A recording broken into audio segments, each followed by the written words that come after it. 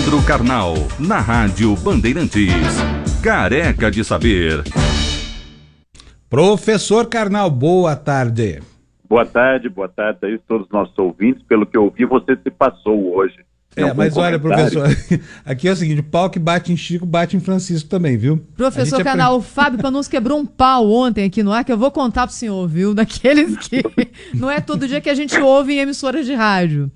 Mas isso tem sido uma rotina. Sabe o que é, professor? A minha implicância com político prosélito, com gente com jacobinos aí, sabe, moralistas que dizem uma coisa e fazem outra, é zero. Não tem mais paciência. Eu tô com 55 anos de idade, quase 56. Eu cansei de ouvir essa gente engabelando a gente, sabe?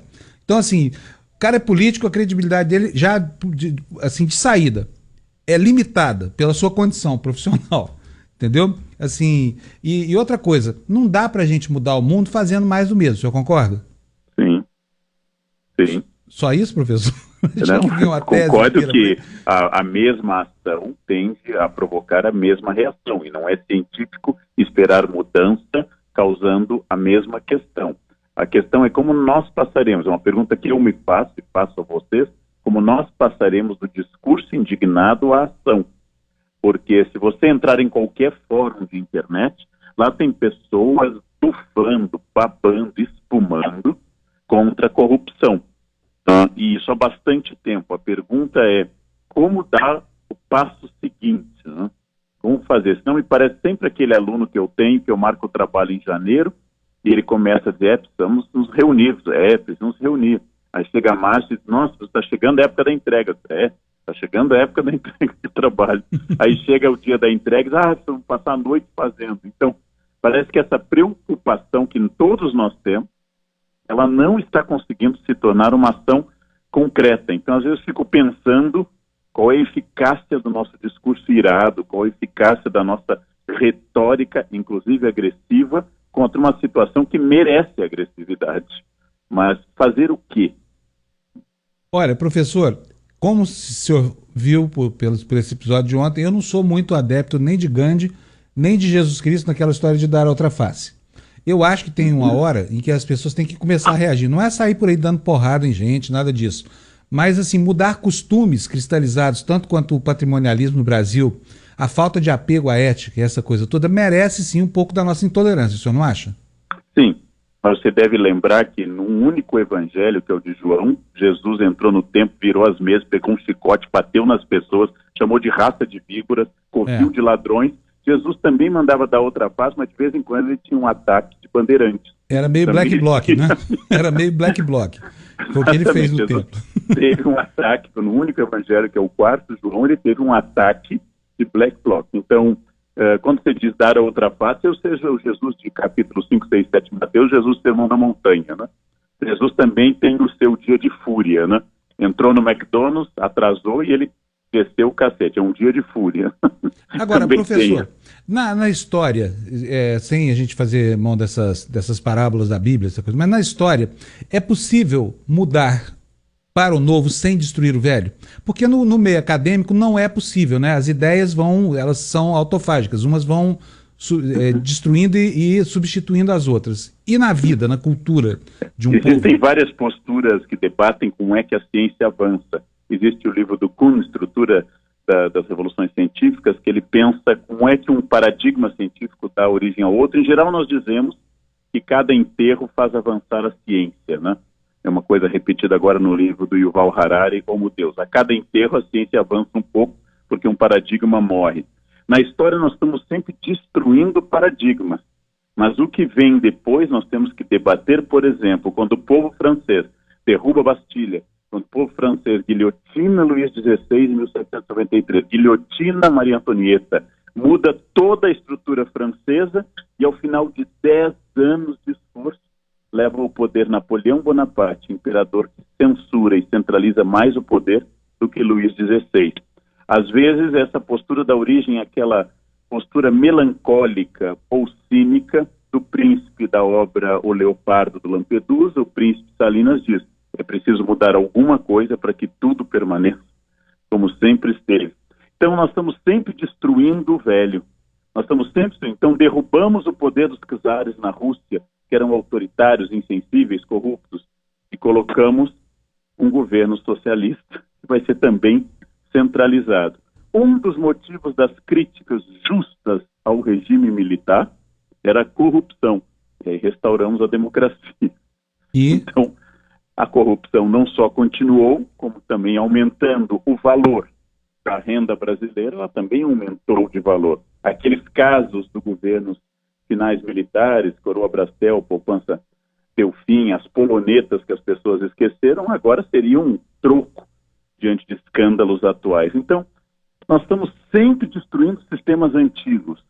Mas o que é terrível é a mesma coisa que quase todos os homens e mulheres constatam ao casar muitas vezes. O problema não está na companheira, no companheiro, porque se repetem as questões. Acho que a grande questão é mudar o paradigma, evitando simplesmente a mudança dos nomes do paradigma. Então, derrubar alguém por corrupção e colocar outra pessoa corrupta no poder não é mudança de paradigma, né? O senhor recorreu... Esse é um grande desafio. O senhor recorreu ao exemplo da Corte dos Luíses, mas não é preciso ir tão longe na história, né? Basta ver o que aconteceu agora ao final da era petista. As pessoas foram às ruas indignadas com a corrupção e hoje há tanta corrupção no governo ou mais quanto havia antes. E há 4 anos eu dizia na internet e fui crucificado, aliás, me sinto não Jesus, mas Espartaco e todos os seus companheiros que foram crucificados, porque são muitas vezes, que eu dizia, eu estaria feliz se a corrupção no Brasil fosse só de um partido. Se a corrupção no Brasil fosse só de um partido, seria muito fácil eliminá-la. A corrupção está num partido, é notável em alguns partidos, mas ela é endêmica e estrutural na sociedade brasileira. Por isso que não se trata apenas de fazer o que devemos fazer, punir os corruptos, derrubar os corruptos, mas de eliminar o processo de campanha eleitoral que torna o político dependente, por exemplo, de empreiteiras. Este modelo de campanha eleitoral, caríssima, centrada em marqueteiros milionários, com horas de televisão e produção e viagens de luxo, esse modelo vai sempre atrair o empresário.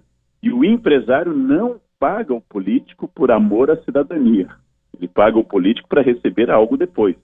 Então, essa apropriação do Estado pelo capital privado é a origem disso. Enquanto nós não mudarmos isso, tanto faz eleger o partido que for e a pessoa que for, ele não conseguirá ser eleito sem apelar ao dinheiro das empresas.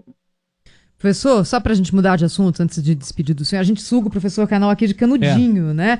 Hoje o assunto na pauta é a reforma da Previdência, por causa das manifestações. Houve uma manifestação também do presidente Temer defendendo a reforma que, evidentemente, ele está propondo no Congresso. Qual a sua visão de historiador, professor? Que luz o senhor pode lançar diferente a respeito desse debate ou desse embate envolvendo agora a reforma da Previdência, hein? É tudo muito complexo. Eu acho que, em primeiro lugar, a Previdência arrecada muito. O próprio governo desvia recursos da Previdência para outros setores.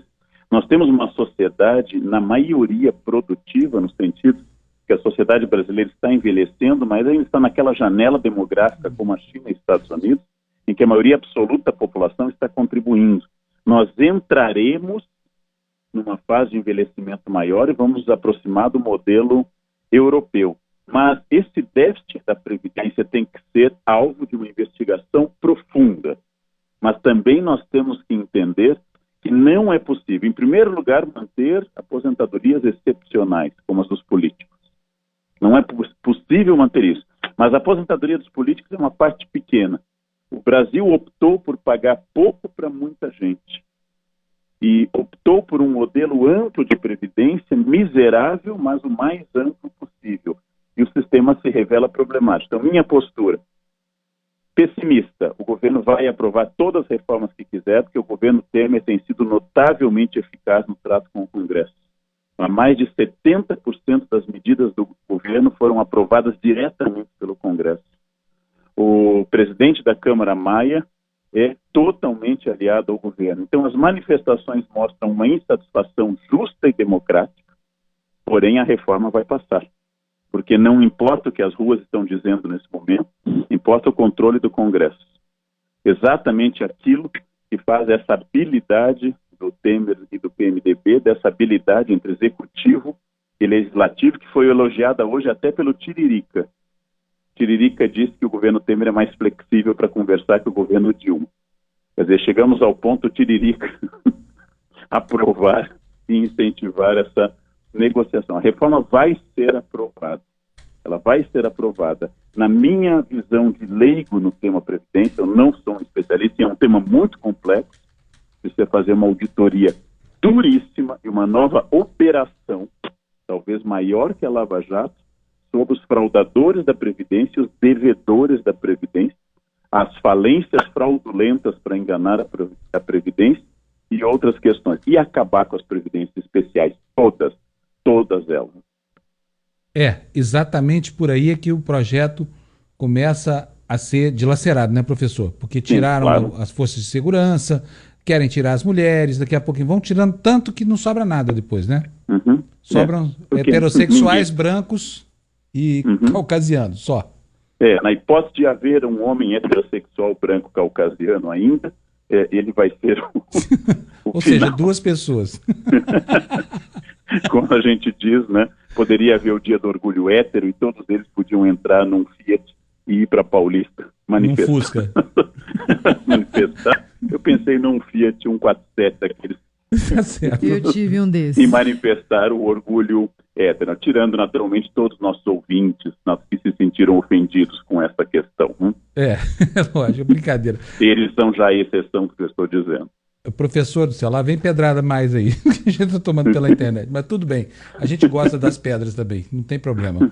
Um abração para o senhor, muito obrigado, até quarta. Grande abraço. Até sexta, né? Hoje é quarta.